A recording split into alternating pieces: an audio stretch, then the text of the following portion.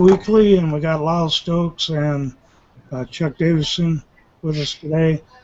Chris has got some personal time today, so he will not be in for the show. Today we're going to work on maintaining your gear and probably a few other topics or whatnot. But we're going to go with Chuck here first to tell you about the giveaway. We're going to be giving away this Rapala scale. There's going to be 2 of them. All you have to do is post a recent picture of you holding the catfish on our fan page or the Catfish Weekly group, and we will randomly choose somebody to receive 2 of these. We'll be giving 2 away to 2 different people. So just put up some pics and let's see some nice catfish being posted. Okay, well, today we're kind of using a different format than we normally have before. Like I said, we're going to hit on maintaining gear and then probably go off into some chat or whatnot. But I personally have not sent my reels off for maintenance. I haven't took any of them off for maintenance or anything yet. So I used to. I bought reels and they were cheap enough that when they broke, I just bought another one. But they're getting a little expensive, and I don't even know where you take them to get them maintained. Do you, Lyle? Yeah, there's a couple of places. You can send them to a guy that's on our website, Twisted Cat Outdoors. His name's Abu Doc, and I know he works on all the Abu Garcias and I think some other stuff. There's also a place in St. Louis that does really good work, and I understand there's a guy over in Kansas City area that does some pretty good work too. I know Jason Mathena told me about the guy in St. Louis that does really excellent work, and he can do some trick stuff to them and make them actually cast better and reel up better, and he cleans them up and does a real good job. I guess people don't realize, when you're down on a river and even if you're a pond or a lake, or it gets sand and grime and all that stuff. And but like I said, I got a bunch of cheap ones and I just use them until they screwed up and I buy another one. But I know them pins that I bought from you. I'm probably going to end up having to send them off to get cleaned and changed. Those are pretty easy to maintain, Paul. They're you just take the side covers off of them. They don't have all the gears and fancy stuff in them that a lot of the others do. But I try to clean them out. I use carburetor spray on mine in the spring, and then lube them up with some like sewing machine oil or 3-in-1 oil or Vaseline, something like that, on top of the gears. That's what I was getting ready to ask you, if you could use Vaseline or something like that on them. Yep. Jason Malone would like to know what kind of reels you're using, Paul. I'm using Penn 209s. Ain't that what I bought from you, Lyle? Yes. 209 pins is what I use, and then Akumas. I really like the Akuma bait casters. If I had my choice, I think it would probably be the Akuma, but and I got an Abu Garcia too. I forgot about that. Abu 5000, I think what it is. C.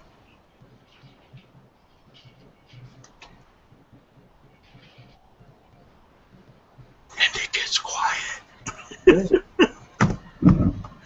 While we're on that subject, Chuck, what kind of reels do you and Leanne use? Well, our setup, we have 2 ABU 7000 eyes. Then we have 2 ABU Alpha Mar 16s, and we have 2 Penn Phantom 20s. That's pretty much what we use consistently. Then we have some channel cat rods that we just put on some ugly stick catfish poles. They are the 5,600 C4s, Abu Garcias. I see, and the other thing I've got is the Black Horse custom rods, and Justin got his, and he keeps his waxed like a car. He polishes them, waxes them. Mine, they've they've been out in the sun that it bleached the yellow cord and stuff, which I'm gonna have Lowry do, I think, with rubber or something. But he really takes care of his stuff, and me, I'm kind of like somebody that buys a pickup truck and not use it. I don't believe in that, and I could do a little more maintaining than what I do as far as maintenance, but I guess another thing that I need to work on is reuse or using the braid. Somebody told me something about going backward or putting it on another reel or something like that. Well, I think it was you told me that one, Yes, yeah. After a year or two, I run it off of one reel, and it'll wind up backwards on a new reel. That way, you get longer life out of your braided line. And the braided line ain't cheap. No, it's pretty pricey, but it's well worth it, especially if you don't want if you want a reel and rod set up with no stretch, which is the ticket when you're bouncing and drift fishing, and that just makes it last longer. But braid lasts a long time anyhow. Yeah. And you're gonna let us wax your boat, polish it. Do what? Or when you gonna let me and Jay polish that boat? I want to get it painted. Well, you need to hurry up and get it painted. Well, I'm trying to get a hold of the guy. He just, when he had time to do it, couldn't turn loose of it. Now I got time to. I had 3 or 4 weeks to do it, and he was too busy. So we just got to get together on it. Call up Mako and see if they'll do it. What's that? No, I don't think so. No, you don't like them cheap paint jobs? What's that? You don't like them cheap paint jobs? Well, no. If I'm going to spend the money, I'm going to get it done right. Now, there's a lot of stuff that I don't know, and I got people telling people I act like I know everything and whatnot. And I don't think I've ever acted like that, but I'm still learning stuff, and I guess when you think you know it all is when you run into trouble. But I don't have a big boat to hit the river with or anything like these two guys do. So if you want to go into some maintenance on a boat, Lyle and Chuck, let me work on the boat maintenance. Well, to start with, one of the things that I do on my boat is that the beginning of every year, I pull the tires and wheels off and pack the wheel bearings, and if you have brakes on your trailer, I check all that over. Sometimes I'll do it twice a year, but usually once a year we'll do that. And I always want to check the lower unit oil in your boat motor a couple times a year. Make sure that you don't have any leaks. Make sure you have spare drain plugs. There's nothing worse than launching your boat, figuring out you forgot to put the drain plug in, and not being able to find it. So it's nice to keep a spare or two with you. It'd be a good idea to take an extra shear pin, don't you think? Well, if the old boats had shear pins, yeah. If you have one of the old motors that have shear pins, you ought to keep several of them on hand. The new ones have spin-out type props where they're mounted in rubber, and if you tear that up, you just need to get in and get it fixed or put a different prop on it. But the old ones with the shear pins, when we used to have those, we kept several of them on hand because we was always getting into stuff where we'd shear the shear pin off, and then you was hung out in the middle of the river someplace. Trolling motors, you need to make sure all your trolling motor connections, your batteries are good. The batteries need to be checked every spring to make sure that they're rechargeable, that they're charged up, that they're not weak, because if you have a 24 or 34 36-volt system, and you're running 2 or 3 batteries. If one of them is not as strong as the others, it'll drag the other 2 down. You won't get the performance out of it that you would if you had 3 good batteries or 2 good batteries, whichever the case the system would be. You need to check and make sure all your live well stuff, your switches, are shut off and on when they're supposed to. If you have a timer, that it works correctly, because if you have one timer that's putting water in and one timer that's taking water out, if the one that's taking it out doesn't come on and the one that's putting it in doesn't shut off, next thing you know, you filled your boat up with water. So anything that has working parts needs to be gone over and make sure that it's all good. Anything that gets lubrication needs to make sure it's lubed and checked over at least at the beginning of the year. And it's a good idea if you use it a lot or you travel a lot to do it more than once a year. I think Chuck. Lyle pretty much about covered everything on the maintenance. Yeah, and if just try to maintain your boat. You've always heard everything on your boat's already broken. You don't know it yet. So just try to keep up and keep stuff repaired as they break, or you'll find out that you can get behind in a hurry. I tell you, I was out on the lake, and the trolling motor, the one I got takes a 50 amp fuse, and of course I'm one of those guys that don't read the directions and all that stuff, but I didn't put a 50 amp fuse in it, and I burned up a motor, and had absolutely no paddles. So it was taking our hands and paddling water trying to get back up to the ramp. Well, another thing is you need to check and make sure every time you fill your tank up. A lot of the old boat motors had gas and oil that you had to mix, and you put a certain amount in to get your 50 to 1 ratio. The new ones, most of them are fuel injected or whatever, but you need to make sure that those pumps and tanks are not leaking. The last thing you want to do is run out of oil or have the wrong mixture and blow your motor up, and then you're done for the year, or you got to buy a new motor. A little crack in that hose and sucks a little bit of air. It ain't gonna run with snot. Oh, it'll tear it all up, that's for sure. But if anybody there in the chat's got any questions, feel free to throw a question in there, and we'll try to get it answered. But I don't know. I keep going between my tackle box and my backpack.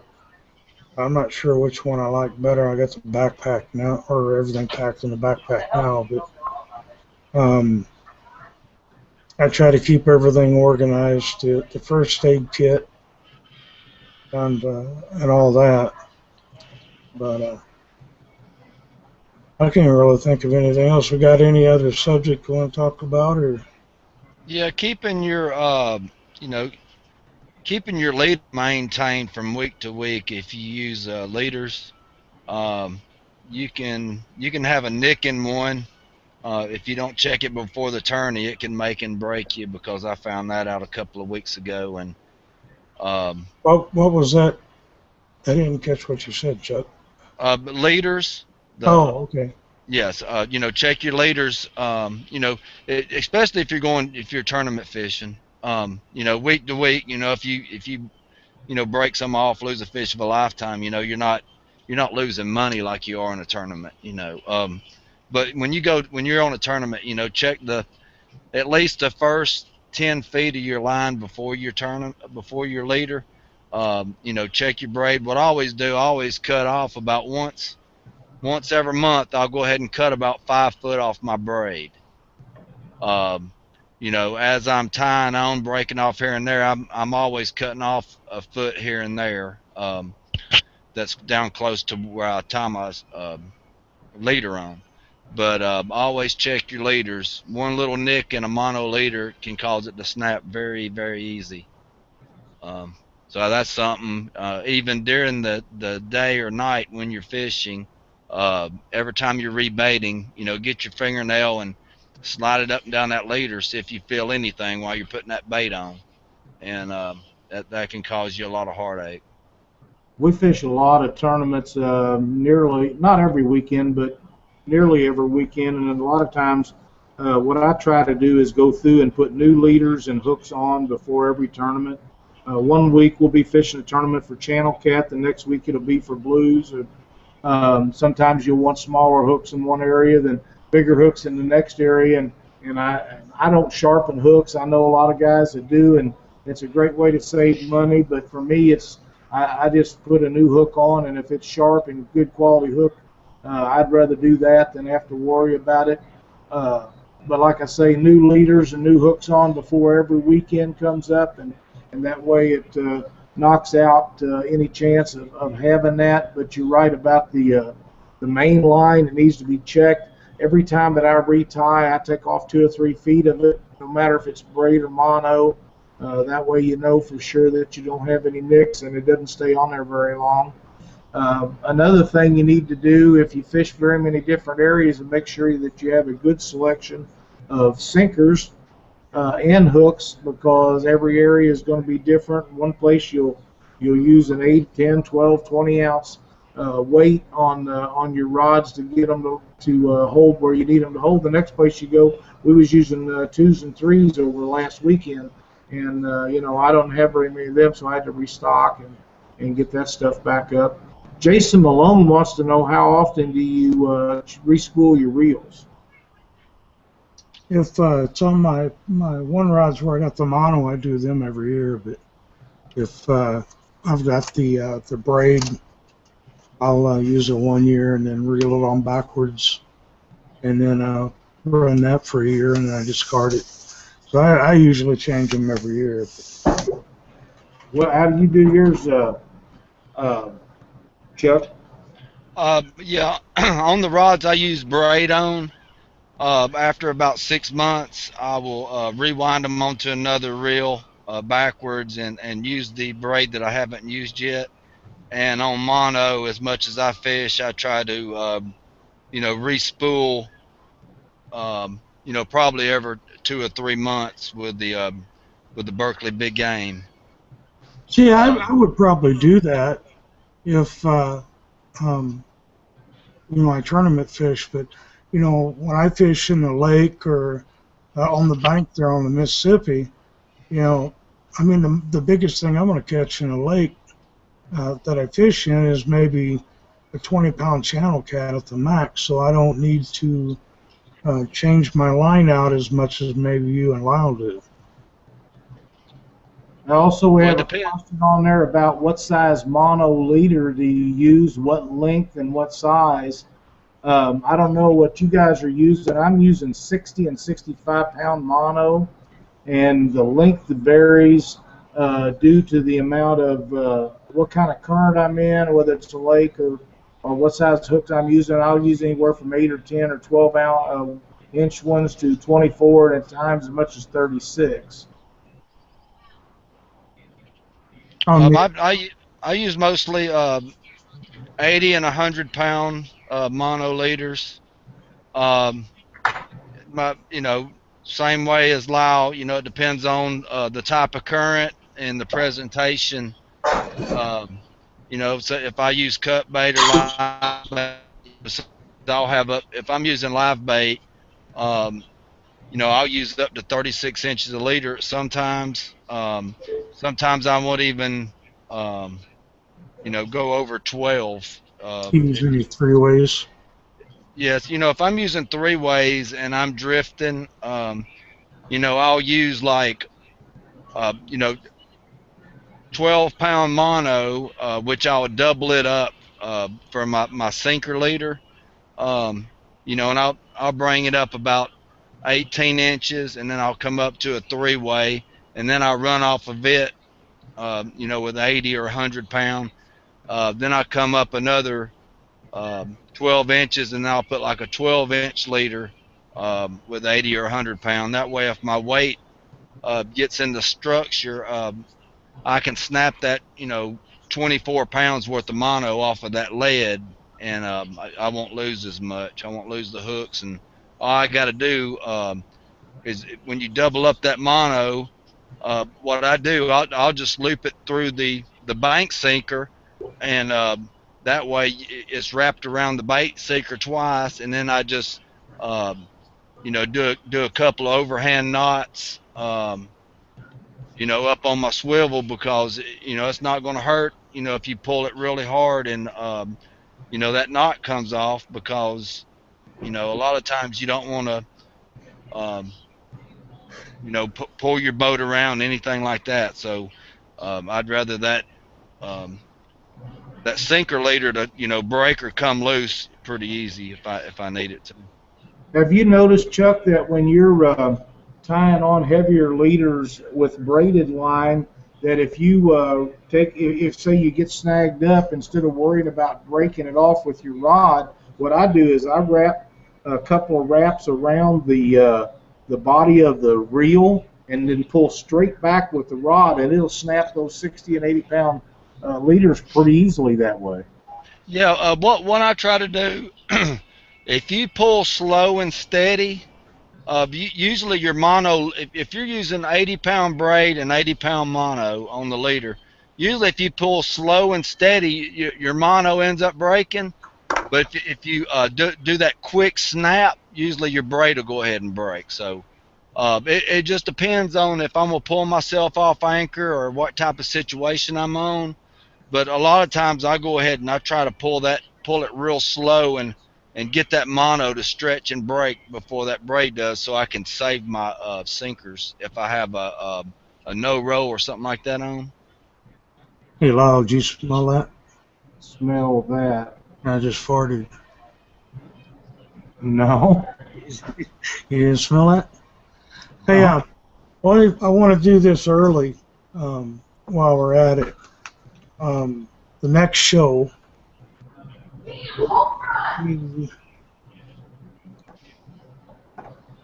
looks like on the on the 2nd, be the next show. Lyle and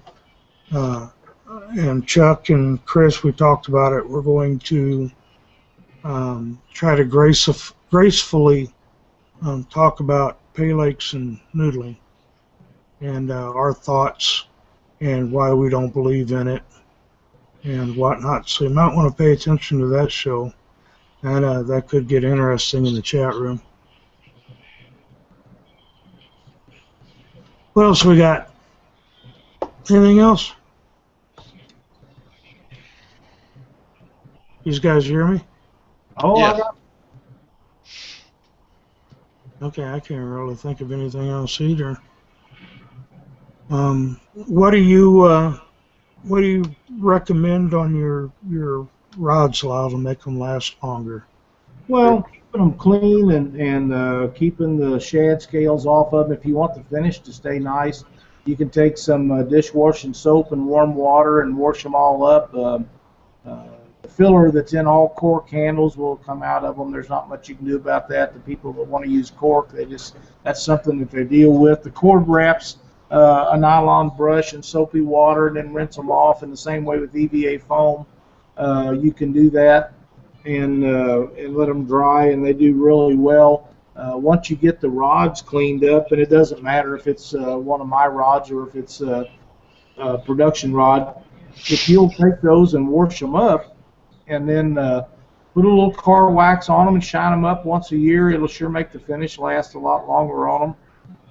And just run your hands over them and make sure that you don't have any nicks or bumps, especially on graphite, because graphite, if there's a scratch or a nick on it, when it breaks, it'll break in that spot.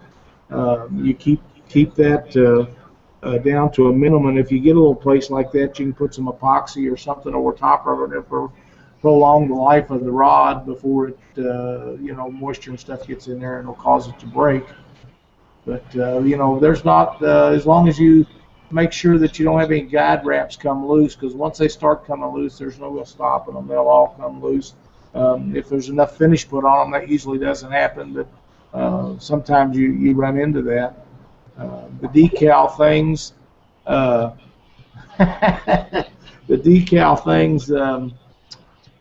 you just got to keep them clean and shiny if you want to be able to read them, and go with that. But you know, there's not a whole lot of maintenance done to them. Just keep them clean, and like I say, a little shot of car wax once a year will make all the difference in the world. Yeah, that's what I was going to get ready to ask you if you use polish or. I've got a question here from Adam Winder wants to know what kind of hooks do we all use. I'll start with saying that I use a Charlie Brown 9/0 for drift fishing when I'm bumping, 10/0 if I can get them, a double action style hook for normal fishing, dead sticks and anchor fishing. I like an 8 or a 10/0 2022 Eagle Claw circle hook. I found nothing that I get along with any better than that, and confidence in what you use is a big percentage of success. So that's what I'm using, and you guys can weigh in on that. Well, I usually use the 6/0 bottom dweller circle hooks until I couldn't get them anymore, so I had to find another source. I get them out of China now. 50 of them cost me about $12 for shipping. So I've been getting the 6/0 from them and the 10/0. I use the 10/0 on the river and the 6/0 on the lake, and it seemed to work out pretty good for me. Even little bullheads can get hooked on them 6/0, but they can't get it swallowed, so I don't lose a lot of hooks. I use Eagle Claw L 2022 in size 10/0. I use that about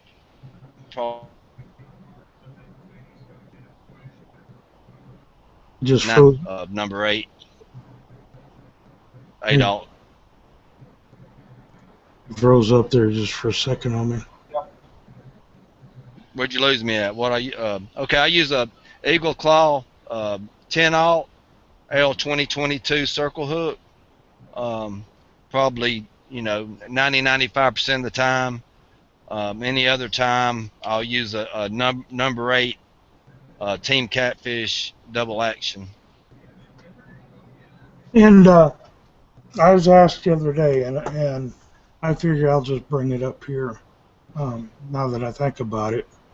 The reason that I wear a jersey, and I don't tournament fish, but I wear this jersey like the bottom dwellers and the Black Horse Custom Rod and Twisted Cat Outdoors and stuff like that. It's because these guys back me in doing the things that I do, the charity work with the kids and the seniors and the disabled and whatnot. And to me, the people I represent want to be seen and help me to help others. It's more of an advertise that they support me instead of me being a tournament fisher, fisherman. So that's kind of why I wear the jersey, and I wear it just about everywhere I go. I got a couple of them. The third one ended up with hot lead all over it, and it melted on me. But that's the reason that I wear the jersey, is not because I'm. And what you do is very important to the sport. You do a lot of stuff for youth and kids and disabled people and people that are in nursing homes and things. And it's outstanding that you do that and represent these companies the way you do, and we're all very proud of the fact that you do that. Fishing is not always necessarily about tournament fishing, although it does get the majority of the looks and action because there's so many people that look to these guys for information and knowledge and things. But the things that you do are behind the scene, and there's not everybody has the time or the ability, and not everybody wants to do it. So thank you for what you do. And if anybody wants to get involved or something, they can always get a hold of me at Paul at catfishweekly.com. The group I represent is Team Fat Boys, and that's been around for about 3 years. We're incorporated as a non-for-profit in Illinois. So people that want to help and stuff like that will always accept the help. I've got another question here about what do you do if you have cork peeling and what can you do to fix it? Adam, if you're talking about the cork peeling off of a rear or a front grip, the easiest way to do that is to squeeze it and get a spot in there where there's a little hole behind it and pour some fast set epoxy in there and let it run down in there and let it set up over top of that, and that'll fix it again. And if it doesn't stay at that time, then you need to probably replace it. And you can either replace it with cork or cord or what they call cork tape, which is all an easy fix and something to be done. The other question I have is, do you ever have reel seats so big your reels don't fit them? And how do you combat that? I've run into that a few times, and there's a couple of ways you can do that. You can take the reel foot that's on the bottom of the reel that attaches to the reel seat, and sometimes you can bend the feet down, which will take up the slack in a reel seat. And the other way you can do it is to get some metal, I would recommend brass strips, and shim up from the bottom, and that'll take care of that problem also. Yep, I want to remind anybody that's watching, was talking to Kurt Morrow from Stinkfinger the other day, but if anybody wants to advertise on the website, we got a real good deal going.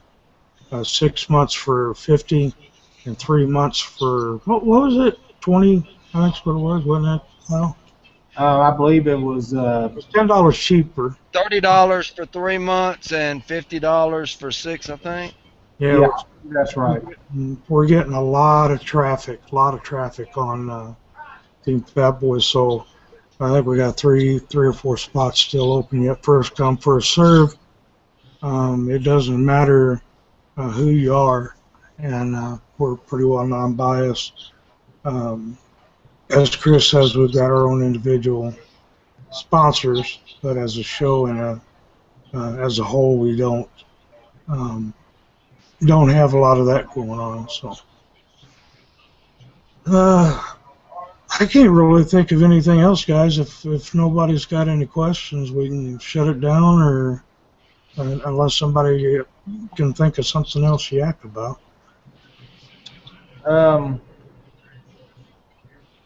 We have several people that's just now coming online. If we got anything, I don't. The only thing I can talk about is we had a really nice turnout at the Nauvoo tournament over the weekend, Saturday. It was a regular Twisted Cat outdoor tournament, but we was lucky enough that Calvin Myers showed up and to weigh in. Him and his wife and his mother and his brother and a whole bunch of other people did, and it was really good to see Calvin getting along so well.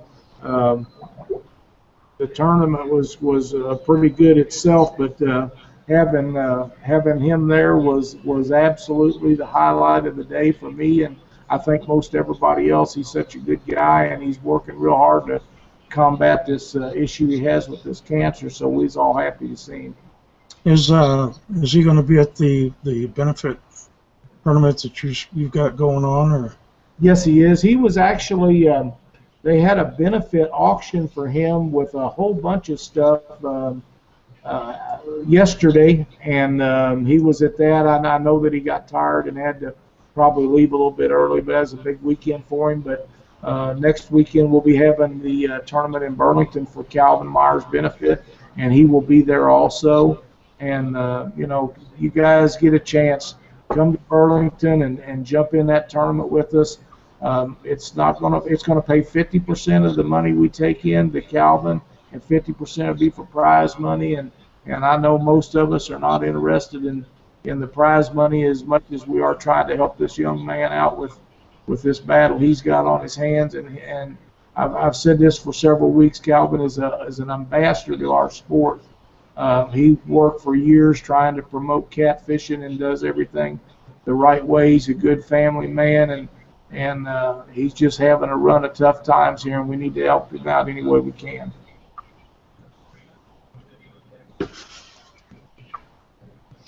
Got anything else, Chuck? We're gonna do closing statements or what? Yeah. If nobody's got any questions, we'll wait here a second and see if anybody's got anything. If they want to ask it now. Forever hold your peace.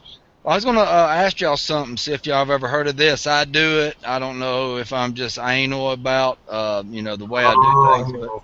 But any time that I get new fishing sinkers, I'll put them outside in a coffee can, and I'll just let them weather with rainwater. I've always been told that the chemicals and stuff that come out of lead do have a lot of scent and stuff to them that fish would probably be able to pick up on. Has anybody ever heard of anybody else doing that, or am I just anal and superstitious, or what? I've never heard of it, but it wouldn't surprise me. You said anal. Yeah, it's just I being around the old timers and everything. I just thought I just leave their lead outside for whatever reason in a bucket or whatever. But well, they said that about hooks and stuff too. That you had to put your bait on the whole dang hook, because if you left any showing that fish wouldn't bite. And then later on in life, I found out that was a crock of crap. Well, they're saying that after you pour your lead, you get the smell of it when you're pouring it, and you can smell all the chemicals that's in it and everything. But even after you pour them and let them set up, a lot of that stuff's on the outside surface and all. And the old timers have just told me for years that especially for catfishing, where they use their scent for feeding and everything, mostly, that you need to let them things sit and just sit outside in weather and rainwater and stuff, and it helps get rid of a lot of that stuff. Right. That's just like the hook thing. It's a confidence factor. If you think it'll work, it probably will. Yeah, I just didn't know if anybody else did it. I don't know. Growing up, I'd still be spitting on worms had I not known better later on in life. We got any questions pop up yet? I don't know that that'd be a big difference. The thing that they've been talking about on the Catfish Weekly chat, I don't think we're going to be spreading around on the show. And that chat's open 24/7. Anybody wants to get in there and absolutely. So you can leave I monitor it sometimes or whatnot, but I get on it and check it, and you guys can ask questions on the chat line, and we'll check it and answer them if we can. And if you want to leave a comment for the show, we'd really like to have that. All input is welcome, good or bad. We hope it's not too much bad, but yeah, we try to make the show better, and the only way we can get to make it better is if people leave comments, so we know if we're going the right direction or not. Yeah, the other thing I'd like to see is people go to the YouTube page and like and comment and subscribe. Yeah, I've noticed that. We get some likes every week, but if you like the show and you watch it on YouTube, please click the like button. Do so also on the Facebook page.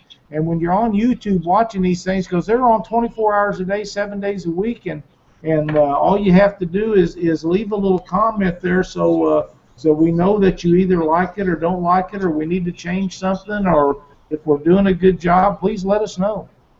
Yes, and if you have any ideas, if you want to see us bring somebody on as a special guest, or any kind of ideas on the show that you would like to see, please get on there, and we're open to any comments on stuff like that. So give us your ideas on what y'all want. This is y'all's show. We're here for y'all. So y'all.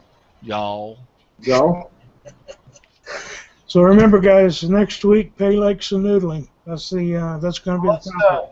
Let's do our closing statements here. Well, that's what I'm getting ready to do. There's a lot of noodling going on down here right now. That's probably the peak of the spawn, and all these kids have been watching these TV shows that's never had parents or relatives do it in their entire life, and they're out here in this river and this lake, and you go down with a boat and you see kids at all these boat launches. They're out by these houses and stuff. You don't see them out, on a dirt bank, like on TV. They're around these boat ramps and stuff, and they learn this stuff on TV. They didn't. A lot of these guys didn't grow up doing this. That's a topic for next week. So we will go ahead, Lyle. Well, I just wanted to let everybody know that, again, May 31st in Burlington, Iowa, the Calvin Meyer Benefit Tournament. We have a lot of stuff being sent in, and we're going to have auctions and raffles and things for the prizes, and it's for probably one of the best reasons that you could ever go to a tournament. And if you guys get a chance, please show up there, and you'll have a good time. There's going to be a good meal to go with it. We're going to have a fish fry after the tournament at the firehouse, and it's just going to be a lot of fun. June 14th, LaGrange, Missouri, the Jack and Jill tournament. This tournament is sponsored by Mark Twain Casino. $3,000 first place prize money. We're going to have a great time there. Hopefully we're not right in the middle of the spawn. It hadn't really started up here yet, so we're hoping that we'll get by that. And we've got people coming from several states and entries coming in just about daily. And if you get a chance, come on up and join us. It's going to be a lot of fun. Keokuk, Iowa, July 12th, added money tournament. Last year we had, I can't remember, it was either 45 or 47 boats. Quite a big turnout for us. It's going to be a really good, fun time up there at Keokuk, and we'll be fishing, a lot of fishing below the dam and on down, and you can absolutely catch some good blues up there. So come on up and join us, and as things get closer on the other, we'll announce some of them other tournaments as time gets a little closer on them. Chuck? Okay, Alabama Catfish Trail. We'll have our next tournament July 12th at Birchfield Branch Campground Ramp. This will be a night tournament from 5 p.m. to 2 a.m. This is a campground, so you can bring your tent, set up your tent before the tournament, go out fish 2 a.m. We'll come back and have a nice weigh-in, and then you'll have your tent there. Just get a good night's sleep, and hopefully we can get up and do a little bit of fishing the next day. This is the home of the 120-pound Alabama state record, so a bunch of experienced catfish guys. We should be able to go down there and see what they really got in that lake. And they'll be coming right off a spawn around then, so they're going to be feeding heavy. We've been getting a lot of buzz about the tournament after that. It's going to be September 6th on Wheeler Lake. We're going to be launching out of one of the nicest harbors, Ingalls Harbor. It's very nice. So hopefully we'll have people come in from some other states and stuff for this. We've been getting a lot of messages on our fan page and all. So hopefully it'll be a good one. That's it. Guys, remember, we've still got space for advertising left on the website. As Chris always says, we're not biased to anyone, even though we have our own personal sponsors and whatnot. The site's totally different. We are, I don't know how I would say that, but anyway, you get the point. And Hey, Paul? Yeah. I'd like to give a shout out to the winners of the tournament Saturday, Jason Rath and oh shoot, forgot his name. Boy, that really bothers me. You'll come up with it after we close the show. I'm gonna get it right now. You know that's gonna happen. Don't forget to go to Twisted. Kill me. Josh Mays and Jason Rath put 3 channel cats together at the tournament for 27.4 pounds in Nauvoo, Illinois. The tournament paid them $1,300, and they've received $100 from Dave Marine for being in the highest placing Sea Art boat. 27.4 pounds in the water that we fish for channel cat in around here is really good. And the other good thing that I wanted to tell you about was Jim Gillenwater and his partners put a 22.4 pound big fish in the boat. No, 12.2 pound big fish in the boat. Paid them $210. That's just for the water we fish. That's just really good stuff. And that's it. That's it for me. Go check out Twisted Cat Outdoors, twistedcatoutdoors.com. It's a forum, a lot of nice guys there. Yeah, the contest. Upload your current picture of you and your fish on the fan page or the group for Catfish Weekly. Just put it up there in search, and then upload a picture, and you'll be entered into the drawing for the 50-pound scale. What brand was that? Rapala scale. Rapala, yeah. So 50. Can I get in that? I'm gonna be posting when I get off of here. Okay. All right. Well, guys, we'll catch you all later next week, and probably have Fudd back in here. So as he says, stay out of my hole.